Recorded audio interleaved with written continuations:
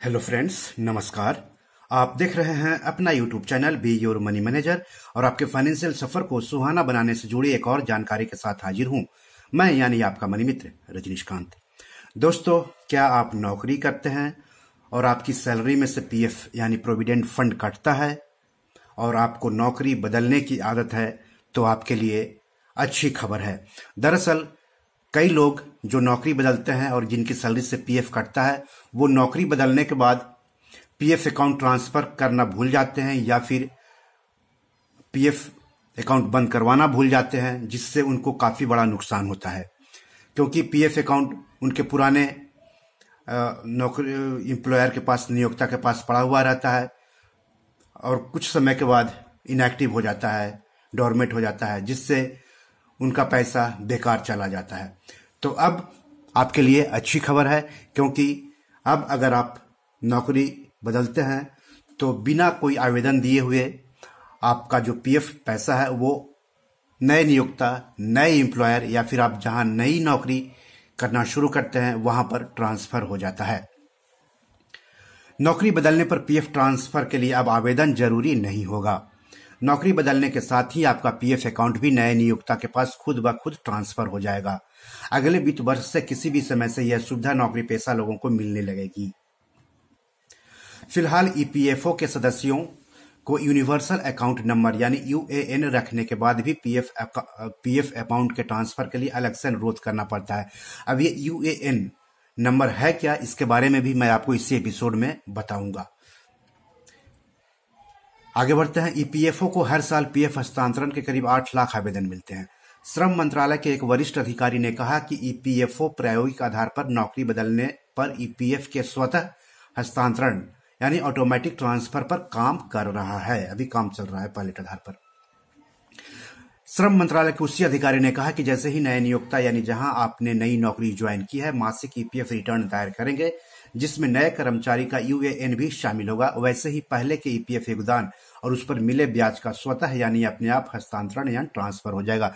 तो आप सोच रहे हैं कि कैसे काम करेगा। तो जहां आप ज्वाइन करेंगे वहां पर आपको अपना यूएएन नंबर देना पड़ेगा।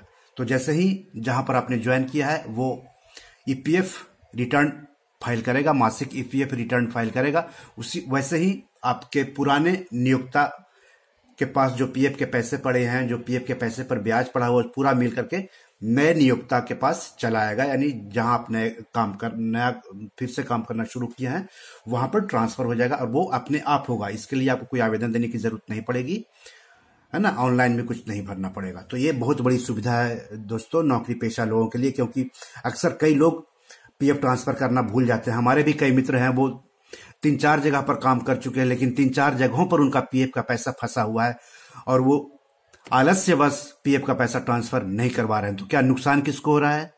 जिसका पीएफ कटा है, जिसकी सैलरी से पीएफ कटता है, नुकसान उसको हो रहा है। तो उस पैसे को अगर आप निकाल करके कहीं अच्छी जगहों पर निवेश कर लें, कहीं प्रॉपर्टी में निवेश कर लें, सोना खरीद लें, तो वो ज्यादा बेहतर होगा। या फिर जो आपका नया पीएफ अकाउंट है वहां पर ट्रांसफर कर लें तो ज्यादा बेहतर होगा। अधिकारी के मुताबिक नौकरी बदलने पर ईपीएफ का स्वतः हस्तांतरण होने पर सदस्यों को काफी लाभ होगा, क्योंकि यूएएन एक बैंक खाते की तरह हो जाएगा। इससे कोई अंतर नहीं पड़ेगा कि सदस्य जगह या नियोक्ता बदलता है। ईपीएफ में वह अपना योगदान यूएएन के जरिए हासिल कर सकेंगे। यह कर्मचारियों के पूरे जीवन के दौरान चलता रहेगा। अब आपको बताते हैं यूएएन है आखिर क्या। तो यूएएन की फुल फॉर्म है universal account number. UAN number की सबसे ज्यादा जरूरत एम्प्लॉय को होती है। ईपीएफओ के अंदर आने वाले सभी एम्प्लॉय को यूएएन नंबर प्रोवाइड करवाया जाता है। यूएएन नंबर आपका लाइफ टाइम वही रहेगा जो आपका ईपीएफओ से लिंक है। आप अपना यूएएन नंबर ऑनलाइन खुद जनरेट कर सकते हैं या फिर आप जिस कंपनी में पहली बार काम कर रहे हैं तो वो आपको यूएएन नंबर प्रोवाइड करवाती है। यूएएन नंबर की मदद से कोई भी एम्प्लॉय अपना प्रोविडेंट फंड बैलेंस कहीं भी चेक कर सकता है। इसके अलावा उमंग एक ऐप से सरकार ने लॉन्च किया है, वहां से आप अपने प्रोविडेंट फंड का बैलेंस चेक कर सकते हैं। तो बी योर मनी मैनेजर में आज इतना ही, लेकिन अपने फाइनेंशियल सफर को सुहाना बनाने के लिए देखते रहिए अपना YouTube channel be your money manager और पढ़ते रहिए हिंदी फाइनेंशियल ब्लॉग beyourmoneyManager.blogspot.com। और हाँ दोस्तों, कृपया अपने इस यूट्यूब चैनल को लाइक करना, शेयर करना, सब्सक्राइब करना, सवाल पूछना, आलोचना करना मत भूलिएगा। तो दोस्तों, आपका कीमती समय देने के लिए धन्यवाद। नमस्कार।